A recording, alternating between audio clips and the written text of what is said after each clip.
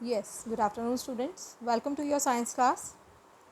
Yeah, in the last turn, we have studied about the harmful microorganisms in chapter 2. ठीक है, harmful micro organisms के बारे में हमने स्टडी किया था चैप्टर 2 जो है microorganisms friend and foe में.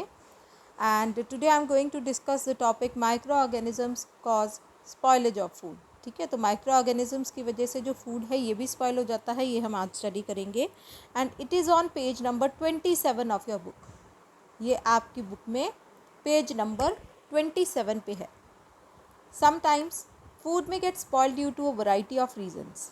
कई बार जो फूड है ये ख़राब हो जाता है कई रीजन्स की वजह से. Like not keeping it covered, जब हम उसे कवर्ड नहीं रखते हैं. इम्प्रॉपर कुकिंग, हमने ठीक से कुकिंग नहीं की है. Not preserving the food properly, हम उसको प्रॉपरली प्रिजर्व नहीं कर रहे हैं, एयर टाइट कंटेनर्स में स्टोर नहीं कर रहे हैं या लो टेम्परेचर पे नहीं रख रहे हैं. ठीक है. And change in temperature of refrigerated food due to power fluctuations. Power fluctuations की वजह से जो टेम्परेचर चेंज होता है रेफ्रिजरेटेड फूड्स का, उसकी वजह से भी जो फूड है वो स्पॉइल हो जाता है. Microorganisms that grow on our food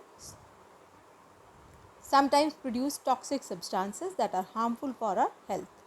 तो माइक्रो ऑर्गेनिजम्स जो हमारे फूड पे ग्रो करते हैं और टॉक्सिक सब्सटेंसेस भी कई बार ये प्रोड्यूस कर देते हैं जो कि हमारी हेल्थ के लिए अच्छे नहीं होते. The toxic substances produced by micro organisms make the food poisonous causing food poisoning.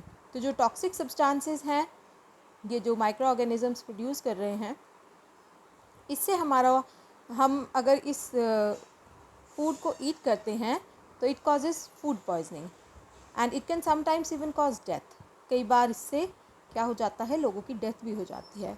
तो जो स्पॉइल्ड फूड है इसको हम किस तरह से आइडेंटिफाई कर सकते हैं, किस तरह से पहचान सकते हैं हम इसे, ये देखते हैं. Unpleasant smell, changed order and bad taste. तो जो फूड स्पॉइल हो जाता है उसमें से अनप्लेजेंट स्मेल आती है, अच्छी स्मेल नहीं आती. कलर, उस ऑर्डर जो है उसका चेंज हो जाता है एंड उसका टेस्ट भी बैड हो जाता है. जो मेजर सिम्टम्स हैं फूड पॉइजनिंग के, अगर किसी को फूड पॉइजनिंग हुई है तो उसको क्या होगा, vomiting, diarrhoea, abdominal pain, headache and fever, ये उसको हो सकता है. ठीक है. Bacteria that causes food poisoning are salmonella, staphylococci, clostridium. Fungi that cause food poisoning are aspergillus and penicillium. ठीक है. ये जो बैक्टीरिया है या फंगी है ये फूड पॉइजनिंग का कारण होते हैं, ये ग्रो कर जाते हैं फूड में. So it is very important कि हम फूड को प्रिजर्व करें जिससे कि वो ख़राब नहीं हो. तो हम फूड को किस तरह से प्रिजर्व कर सकते हैं ये देखते हैं. We know that when cooked food और milk is left in a warm moist place for a long time. जब हम जो हमने खाना पका लिया है या मिल्क जिसको हमने बॉईल कर लिया, अगर हम उसको वार्म मॉइस्ट प्लेस में ज़्यादा देर के लिए रखेंगे तो वो स्पॉइल हो जाता है. Food get spoiled due to microbial contamination. जो फूड है ये क्यों स्पॉइल हुआ है, माइक्रोबियल कंटेमिनेशन की वजह से. माइक्रोब्स ने उसको ख़राब कर दिया है. Most micro organisms can not grow और मल्टीप्लाई. बहुत सारी माइक्रो ऑर्गेनिजम्स कब ग्रो नहीं करते, जब कंडीशंस ड्राई होती हैं. दैट मीन्स जो माइक्रो ऑर्गेनिजम्स हैं अगर मॉइस्ट कंडीशंस होंगी तो ग्रो करेगा. Temperature is very low and temperature is very high. जब टेम्परेचर बहुत कम होता है तो भी ग्रो नहीं करता, जब टेम्परेचर बहुत हाई होता है तब भी वो ग्रो नहीं करेगा. दैट मीन्स अगर हम अपने फूड आइटम को बहुत कम टेम्परेचर पे स्टोर करेंगे तो भी वो प्रिवेंट कर सकते हैं हम उसको फूड स्पॉइलिंग से, और अगर हम उसको हाई टेम्परेचर पे स्टोर करते हैं तो भी हम उसको प्रिवेंट कर सकते हैं स्पॉइल होने से. ठीक है. तो अब ये मेथड्स हम डिस्कस कर रहे हैं फूड प्रिजर्वेशन के, कि हमें all the methods of food preservation ensure that favourable conditions are not provided for microorganisms to grow and multiply. तो हम फूड प्रिजर्वेशन में ये इंश्योर करते हैं कि हम माइक्रो ऑर्गेनिजम्स को फेवरेबल कंडीशंस प्रोवाइड ना होने दें जिससे कि वो ग्रो या मल्टीप्लाई हो जाए, वो उनका नंबर जो है ये फूड आइटम में इंक्रीज़ हो जाए. So the process by which spoilage of food is prevented by using chemical or physical methods is called food preservation. तो वो प्रोसेस जिसमें हम फूड को स्पॉइल होने से प्रिवेंट करते हैं, बचाते हैं केमिकल या फिजिकल मेथड्स को यूज़ करके इस प्रोसेस को हम फूड प्रिजर्वेशन बोलते हैं। मेथड हम कौन कौन से यूज़ करते हैं इसके लिए देखते हैं। Chemical method, chemical method means हम इसमें केमिकल्स को यूज़ करेंगे। Food can be preserved by using food preservatives. Food preservatives are chemical substances that can check the growth of microorganisms. तो फूड प्रिजर्वेटिव ऐसे केमिकल सब्सटेंस होते हैं जो microbes की ग्रोथ को चेक करते हैं। Most chemical preservatives prevent microbial growth by removing oxygen from the food items. बहुत सारी केमिकल प्रिजर्वेटिव्स ऐसे होते हैं कि वहाँ से ये ऑक्सीजन को रिमूव कर देते हैं, जिसकी वजह से माइक्रोब्स की ग्रोथ नहीं होती। सोडियम बेंजोएट, सोडियम मेटाबाइसल्फाइड और सिट्रिक एसिड ये कॉमन फूड प्रिजर्वेटिव्स हैं।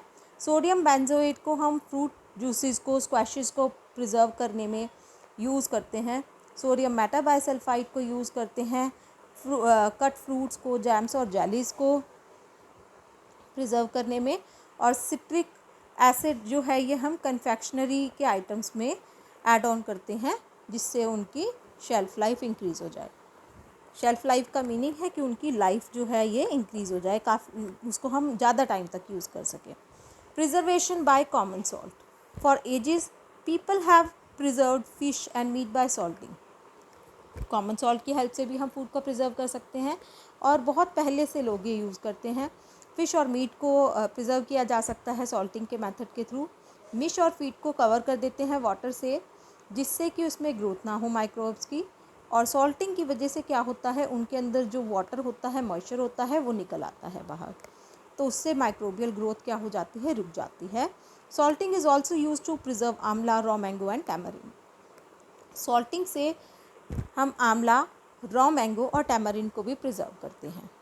ठीक है, मतलब हम उस पर सॉल्ट अप्लाई करके रख देंगे और फिर उसको स्टोर कर लेंगे। Preservation bye sugar.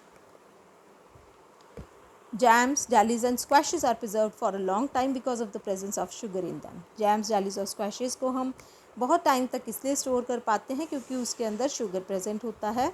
शुगर की वजह से क्या होता है, फूड स्पॉइलिंग माइक्रो ऑर्गेनिजम्स की ग्रोथ रुक जाती है और जो हमारा फूड आइटम है उसके अंदर मॉइस्चर कंटेंट भी रिड्यूस हो जाता है। ठीक है, तो जैम्स, जेलीज और स्क्वैशेस को हम शुगर की हेल्प से प्रिजर्व करते हैं। Preservation by oil and sugar.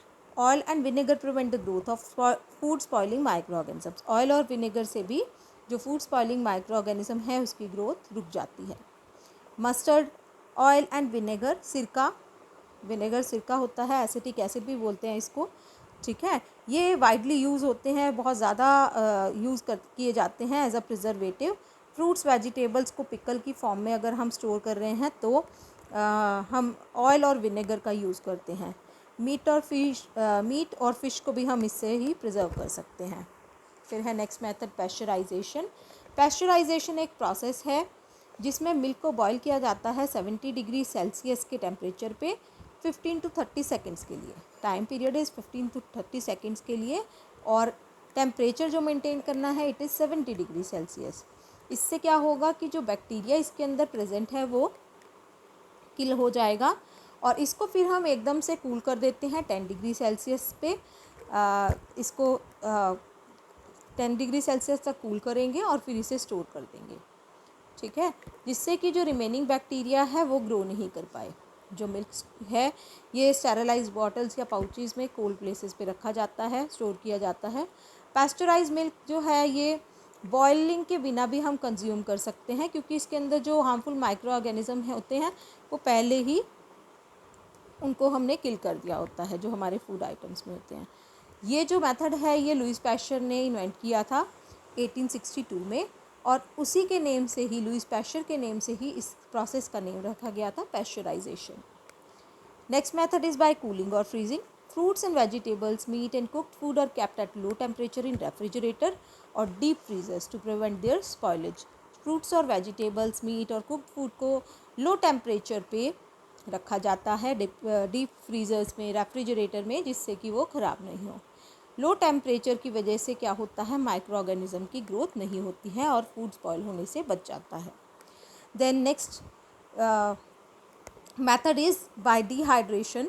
Since moisture is one of the main requirements for microbial growth, कि वाटर जो है, मॉइस्चर जो है, इट इज़ नेसेसरी, क्योंकि माइक्रोब की ग्रोथ कहाँ होती है, जहाँ पर वाटर प्रेजेंट होता है वहाँ पर ज़्यादा होती है माइक्रोब्स की ग्रोथ। तो रिमूवल ऑफ वाटर, अगर हम वाटर को ही रिमूव कर दें फूड आइटम से, तो ये भी एक एफिशिएंट मेथड होता है फूड प्रिजर्वेशन का। एडिंग ऑफ वाटर को हम बोलते हैं हाइड्रेशन, और रिमूवल ऑफ वाटर को बोलते हैं डिहाइड्रेशन। तो जो प्रोसेस है जिसमें हम रिमूव कर देंगे वाटर को किसी सब्सटेंस से, उसको हम क्या बोलेंगे, डिहाइड्रेशन। कई बार हम क्या होता है कि हमें भी डायरिया हो जाता है, तो हम भी ये कहते हैं कि डिहाइड्रेशन हो रहा है, ठीक है। डिहाइड्रेशन का मीनिंग कि वाटर रिमूव हो रहा है हमारी बॉडी से अलॉन्ग विद सॉल्ट्स, ठीक है। यहाँ पर भी डिहाइड्रेशन का मीनिंग क्या है, removal of water from the substance.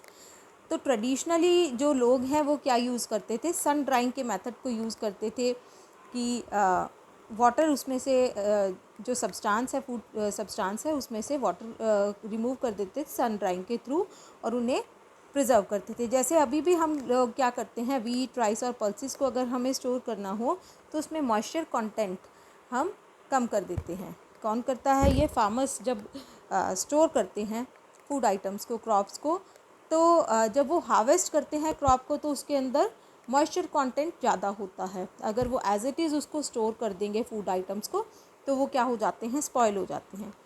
To prevent them from spoiling, कि वो बचे रहें, स्पॉइल ना हो, इसके लिए फार्मर क्या करता है, पहले ही जो हमारे क्रॉप्स हैं, वीट, राइस या पल्सेस, इनको क्लीन और ड्राई करेगा सनलाइट में, जिसकी वजह से इसमें मॉइस्चर कंटेंट कम हो जाता है, एंड इनको हम काफ़ी हद तक प्रिवेंट कर सकते हैं स्पॉइलिंग से। Vegetables like cauliflower, spinach and methi are also preserved in this manner for a long time. Cauliflower, spinach और मेथी को भी इसी तरह से प्रिजर्व किया जाता है काफ़ी लंबे समय के। अब बात करते हैं एडवांटेजेस की। फूड प्रिजर्वेशन के एडवांटेजेस, इसके क्या फ़ायदे हैं। It decreases the wastage of food by avoiding spoilage. Wastage of food decrease हो जाता है इससे, स्पॉइलेज नहीं होता है, फूड स्पॉइल नहीं होता है। It increases storage period of food, काफ़ी टाइम के लिए, हम लॉन्ग टाइम के लिए फूड मटेरियल को स्टोर कर सकते हैं। न्यूट्रिशनल वैल्यू फूड की रिटेन रहती है, न्यूट्रिशंस उसमें रहते हैं। And it ensures availability of food at distance places, दूर जगहों पे भी जो फूड है वो अवेलेबल होता है, ऑफ सीज़न के टाइम में भी। So these are the advantages of food preservation, and next topic we will discuss in next video.